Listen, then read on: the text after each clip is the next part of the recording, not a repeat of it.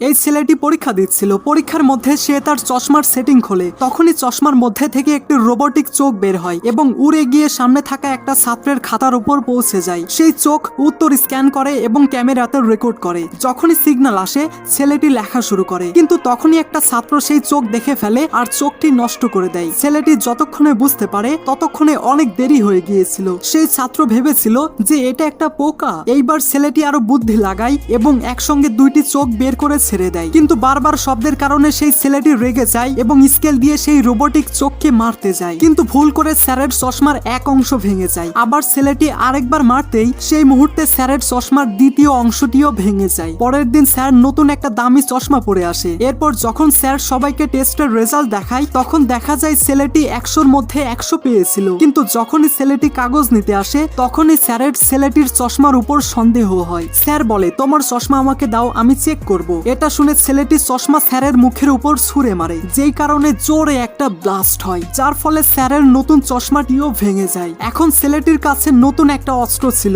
যেটার মাধ্যমে সে super jump করতে পারত।